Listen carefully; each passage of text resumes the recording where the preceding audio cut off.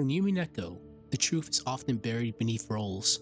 Rokenjima, hierarchy is absolute, and some people are never meant to stand on equal footing. Among them are the servants of the Ushimiya family household, referred to not as people, but as furniture. A word so simple, but it has a deeper meaning.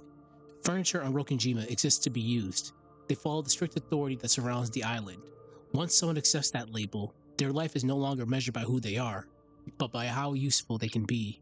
Yet, Umineko never portrays furniture as empty. They each have the qualities of someone who can be considered human.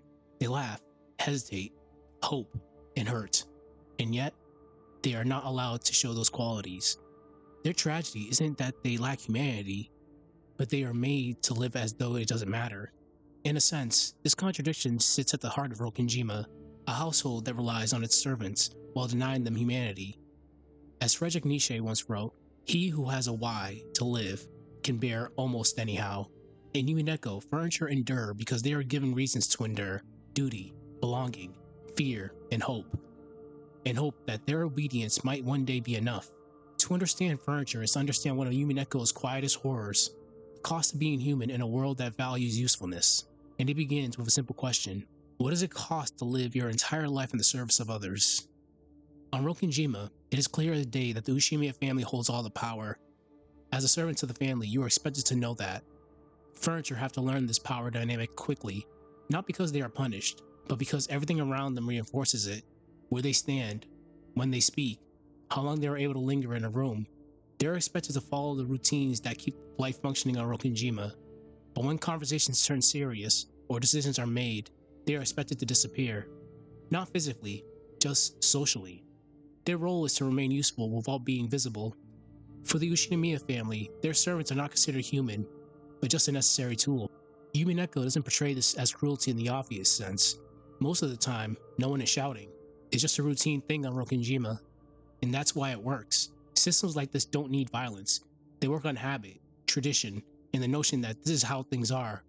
We as the audience are left to wonder, why do they put up with this? The answer is simple. They have been put in the role for so long that it's second nature to them. By the time anyone asks whether their role is fair, the people living inside already learned not to ask at all. In Umineko, furniture is the term used by the Ushimiya family to refer to their servants. It's not a metaphor or a figure of speech. It is a word that exists in dialogue and daily life of the family.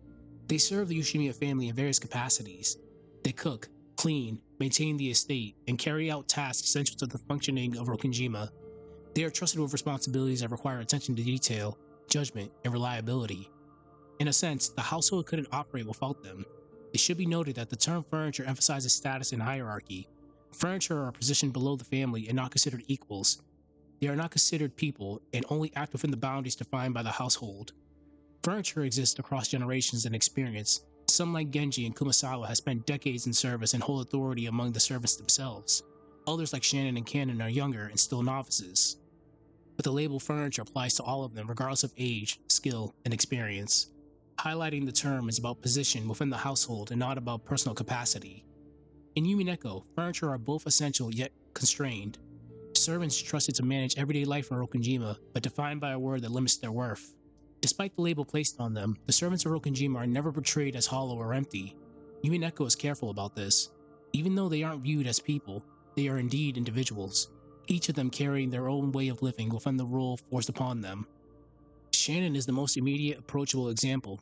Even though she accepts her role as furniture, she consistently shows empathy and warmth toward the cousins.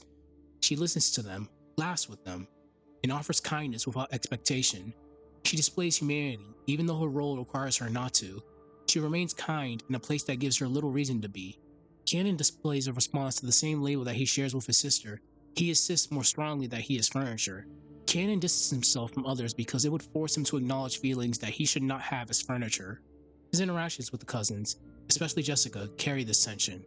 He is not incapable of connection, he simply believes he doesn't deserve it. Genji represents the ideal mindset that the Ushimiya family expects their furniture to have.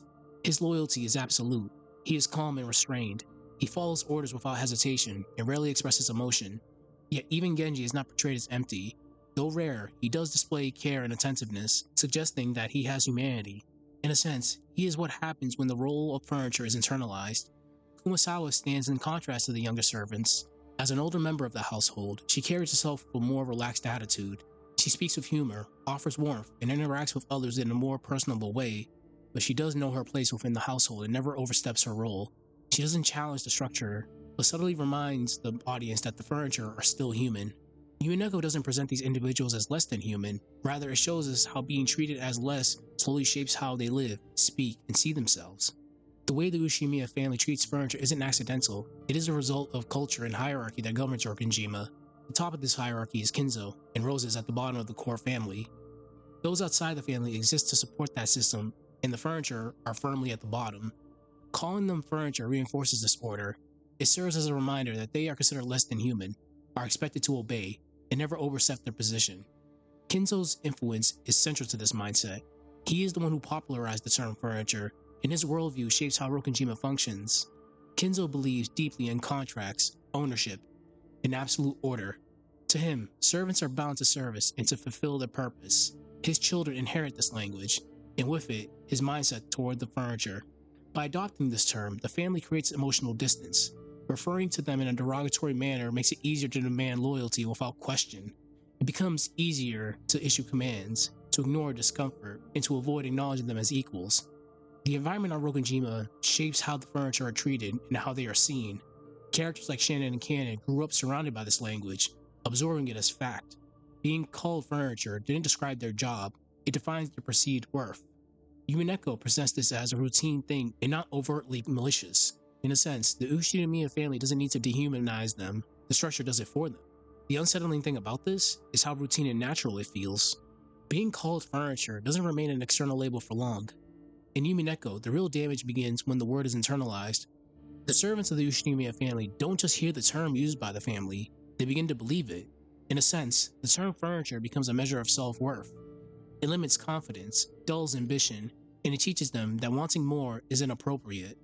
According to the Ushimiya family, they aren't even human.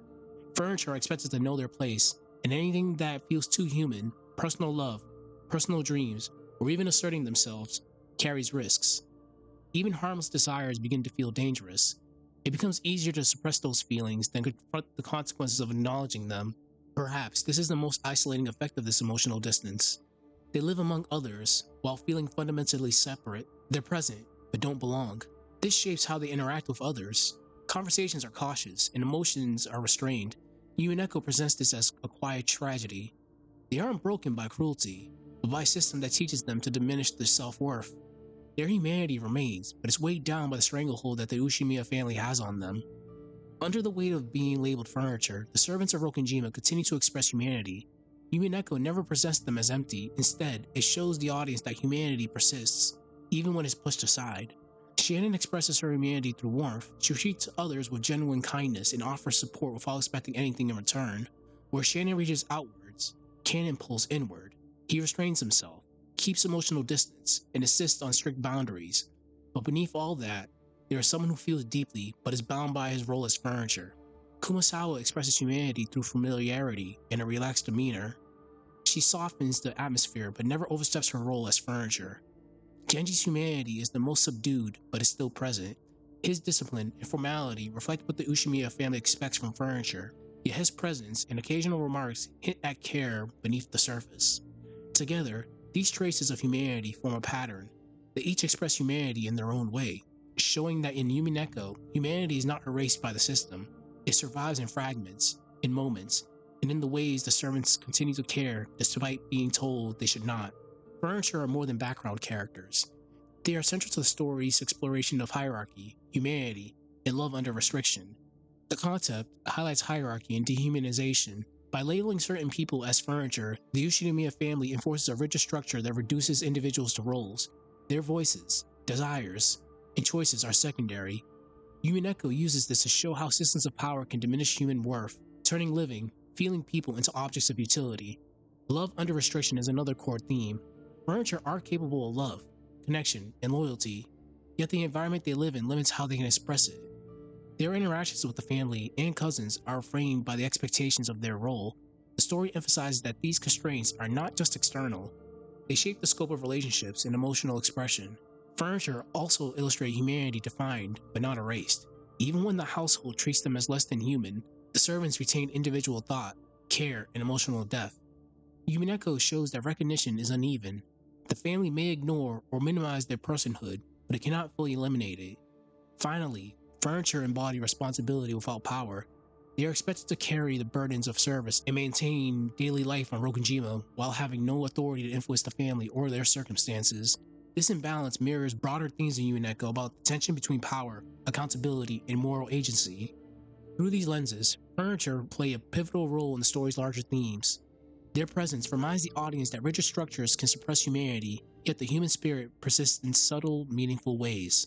Once a servant is called furniture, that label begins to reshape both how others treat them and how they see themselves.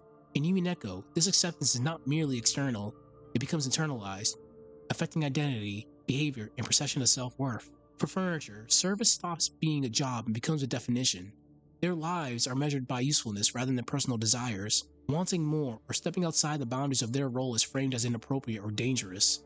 Over time, obedience becomes the safest path, and imagining life beyond the household's expectation becomes increasingly difficult. Challenging the orders of the Ushimiya family is risky. Furniture who step beyond their role may face alienation, criticism, or loss of belonging. These consequences reinforce the system. The longer the label is accepted, the harder it becomes to envision an alternative. This acceptance also creates a subtle tragedy. The servant's humanity persists, yet is constrained by habit, expectation, and internalized hierarchy.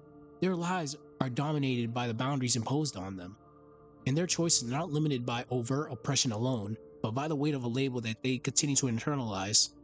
In Umineko, this process illustrates the quiet, pervasive power of social roles. Being furniture shapes not only what a person does, but also what they believe they can be. Even when reduced to a function, the servants continue to think, feel, and care. Their humanity is not erased. The tragedy of the furniture lies not in service itself, but in being taught that service defines the totality of their existence. Umineko asks the audience to consider how many people in the world live under similar assumptions, measured, constrained, and overlooked, while carrying the full weight of their humanity. As Victor Hugo once said, "Even the darkest night will end and the sun will rise." This quote captures the subtle hope threaded throughout the lives of the furniture. Despite the limitations imposed on them, they retain traces of humanity, humor, and personal connection.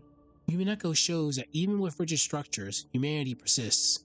And so, we must ask, if someone's life is defined entirely by duty and obedience, when does humanity truly survive?